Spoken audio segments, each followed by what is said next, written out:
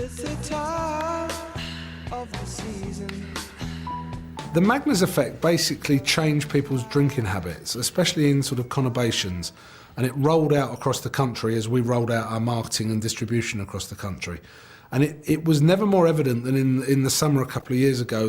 I was walking through Soho with my wife, hot weather, everybody was sitting outside pubs and you were just almost literally falling over bottles of Magners.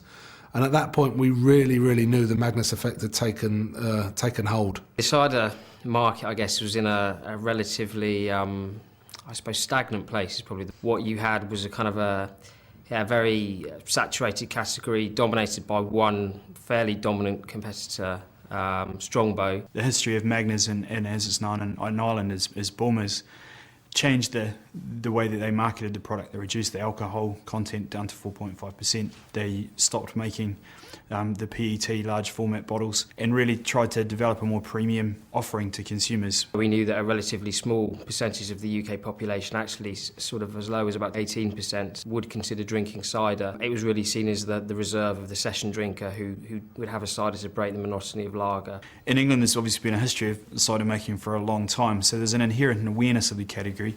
And a lot of consumer research went behind it to understand that actually the product delivery from Magners was really good. People do find it very refreshing. It's easy to drink. It's a good alternative to some of the other categories that people are buying into as well. The ice in the glass, the fact that it was in a bottle, the fact that perceived value was that much higher because you got to fill the glass up more than once, really caught people's attention. People are prepared to pay more for brands with interesting kind of backstories that have a certain amount of substance, and they're not just brands that have been, made up by a marketing team, not produced in big steel vats in Slough. You can today go to Clonmel and go to the old factory and see the oak vats and seeing it maturing and fermenting, and it is part of the story. The fact that the Irishness and naturalness and the heritage and all the texture that is the brand is actually real. It's not just a marketing story. Really does help lend itself to the creative and the passion that people get involved in the product. I think television for Magners gave it an anchor that everything else fell off, really, because it gave them credibility in the market.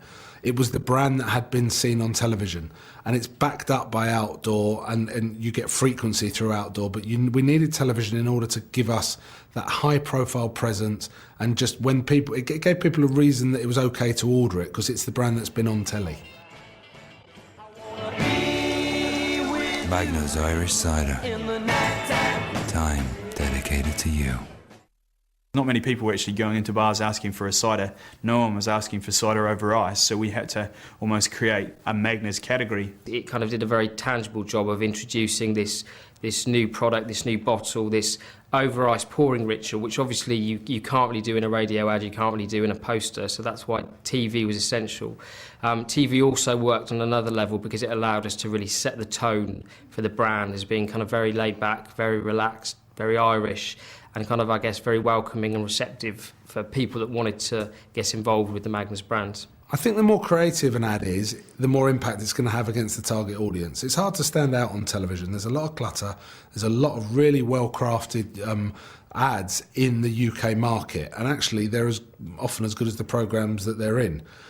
So for an ad to stand out, it's got to be top draw. If you think traditionally how beer advertisers like to advertise, it's always based on humour or as I said, it's very shouty and aggressive. With Magners, it's very subtle and almost subliminal, and kind of it beautifully catches you unaware, so you won't really know that you're involved in it, but you'll suddenly find yourself humming the theme tune from the summer ad. It's the time of the season. Showing the orchards, which was key because we do take fresh apples, and our product is made from fresh apples, and then bring that through the whole thing as well into the whole ritual of Magners, and we take time to make it, to bring it to you, to be the best possible product at the best possible time for you to drink it, and it's only right that you take the time to enjoy the ritual over ice and enjoy the product for what it is as well. You could be forgiven for thinking that because it's got loads of ice in it, you drink it in the warm weather, never outside of that time. But by focusing on the different seasons within the orchard, you gave it credibility and some sort of salience throughout the whole year. Our sales patterns and cider sales patterns are actually relatively flat. They do have a spike in summer and they do have a big spike at Christmas, but it's very similar patterns to other categories like beer.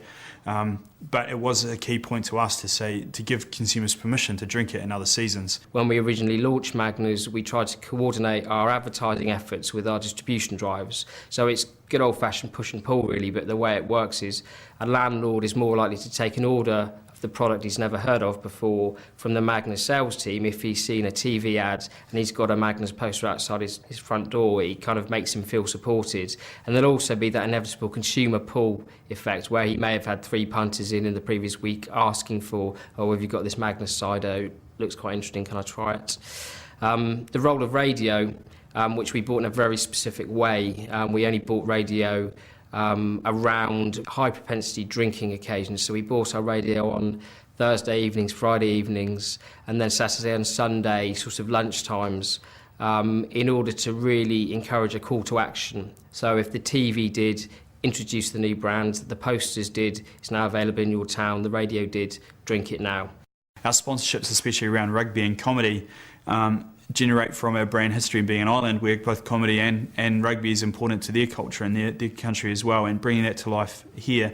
So it's around consistency in what we're trying to do across the brand, across the world, but it's also about the consumer from rugby and the consumer from comedy very much sits with the consumer that we're targeting with premium cider and with Magners as well. In order to really transport the orchards of Ireland to, for example, London, we basically turned Waterloo Underground Station into a virtual apple orchard.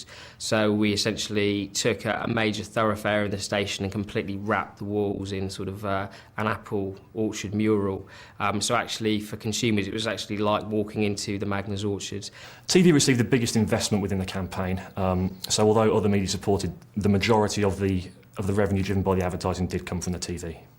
By the end of 2006, we had become the largest selling on-premise long alcoholic drink across the country, which is not a mean feat, I guess, when we had to create a category and then drive ourselves within that category. So outselling more packaged, all the packaged products, including beer, including Budweiser, was a pretty big achievement from a pretty small company, driven on the back of our consumer pull-through rather than us pushing it out.